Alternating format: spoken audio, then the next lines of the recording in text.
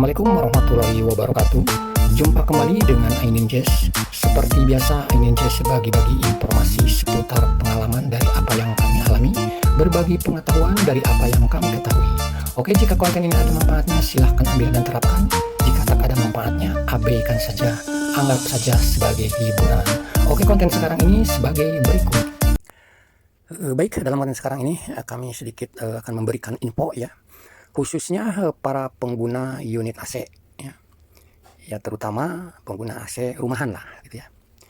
Nah, untuk para pengguna AC ya, yang mengalami AC-nya ada kejanggalan ya, ada beberapa hal yang perlu diketahui sebelum memanggil teknisi, dan harus bisa membedakan antara AC kurang dingin dengan AC tidak dingin ya.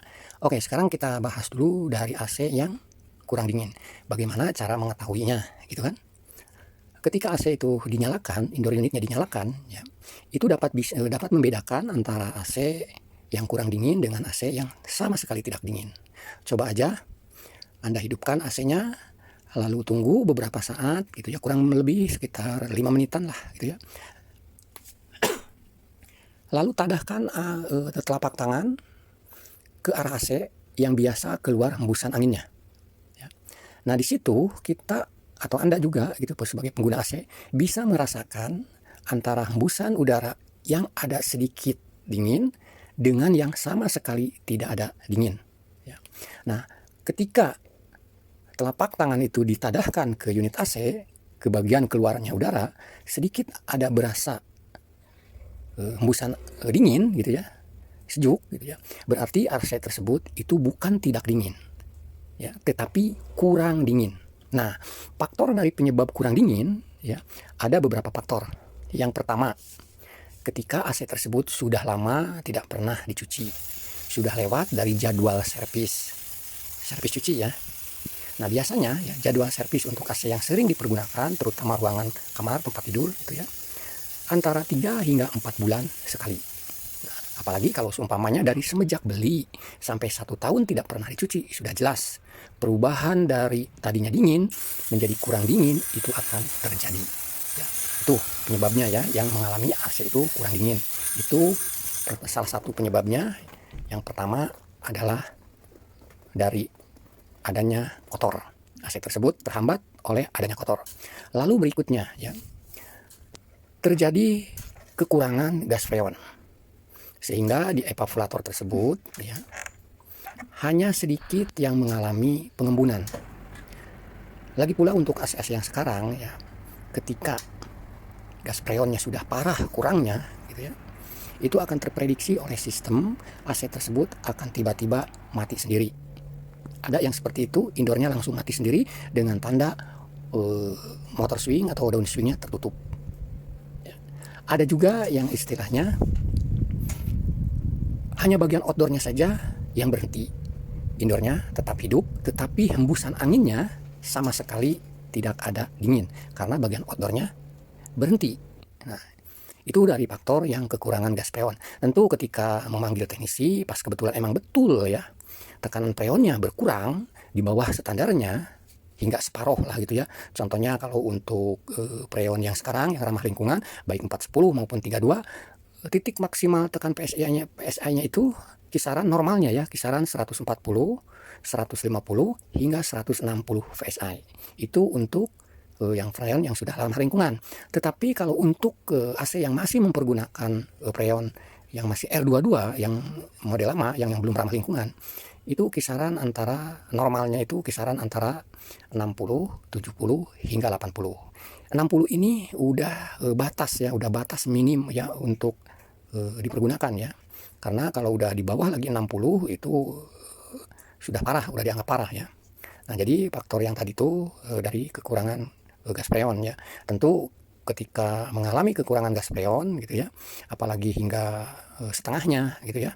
Contohnya untuk yang tekanannya normalnya sampai 160, ini hanya ada 80 gitu ya. Yang seharusnya untuk freon 22 yang normalnya 80, ini hanya ada 40. Sebelum diisi ya, sebelum diisi dinormalkan kembali itu gas freon, wajib diketemukan dulu permasalahan kebocoran gas freon tersebut.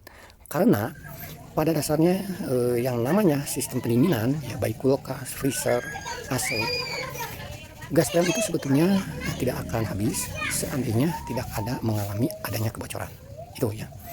Oke, berikutnya ya, hanya dua faktor itu saja yang mengakibatkan unit AC yang tadinya merasa dingin, tiba-tiba sudah pemakaian sekian lama, 3 bulan, 4 bulan, bahkan lebih sampai lupa jadwal servis gitu ya, mengalami penurunan hasil pendinginannya. Jadi dikategorikan sebagai AC kurang dingin, bukan tidak dingin gitu ya.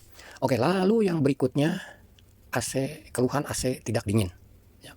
Nah, sama ketika kita menyalakan indoor unit, ya tunggu beberapa saat dulu gitu ya, mungkin kisaran 5 menitan. Seperti biasa, tadahin tangan ke unit AC. Ya, di sana kita akan merasakan antara hembusan ada dingin dengan yang sama sekali tidak dingin, gitu ya. Hanya seperti kipas angin biasa. Nah, itu tandanya emang AC tersebut tidak dingin. Nah, faktor penyebab AC tersebut menimbulkan terjadinya tidak dingin adalah terhentinya kinerja kompresor yang berada di outdoor unit. Nah, berhentinya kompresor yang berada di outdoor unit itu ada beberapa penyebab atau ada beberapa komponen. Bisa jadi mengalami permasalahan komponennya sehingga kompresor tersebut tidak bisa start. Ya. Yang sering terjadi, AC yang menimbulkan menjadi tidak dingin, terhentinya kompresor atau bagian luar outdoor unit, bagian mesin, yang sering terjadi itu ya banyak yang sering terjadi itu, entah itu setelah pemakaian 2 tahun, setahun, jarang kalau yang setahun itu jarang ya, biasanya lebih dari setahun, 2 tahun, pemakaian 3 tahun gitu ya. Itu biasanya permasalahannya ada di kapasitor kompresor. Fungsinya kapasitor kompresor itu adalah untuk membantu setarnya dia punya mesin. Ketika kapasitor tersebut rusak, ya otomatis si mesin tersebut tidak bisa hidup. Dan hasilnya ke indoor unit tidak menghasilkan proses pendinginan gitu ya.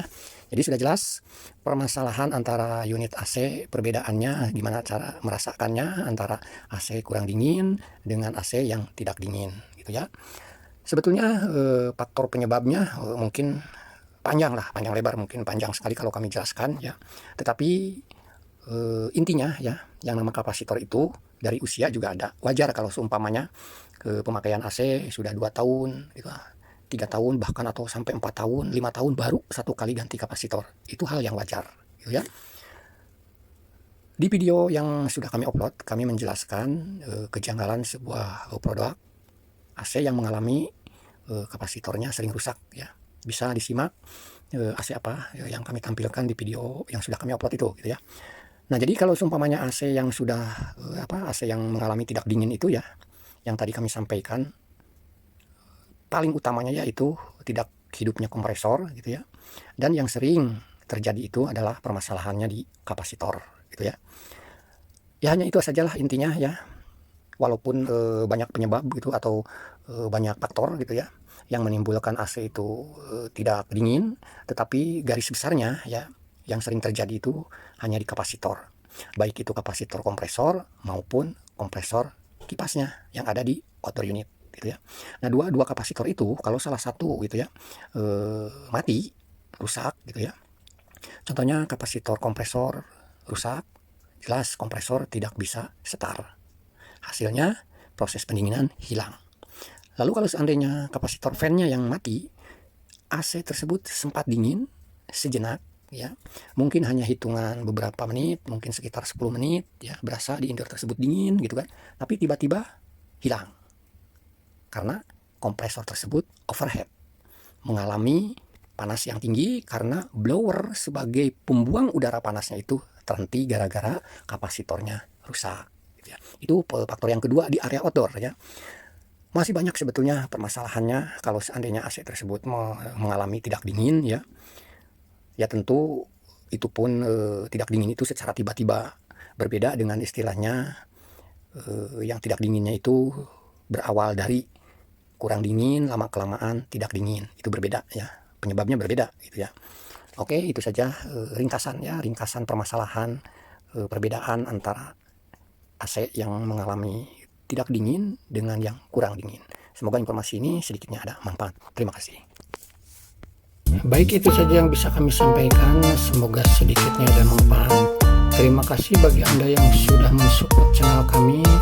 Semoga Anda kita semua selalu diberikan kesehatan, dimudahkan berbagai macam urusan. Amin, amin ya robbal alamin. Terima kasih. Assalamualaikum warahmatullahi wabarakatuh. Salam Ainin Jazz.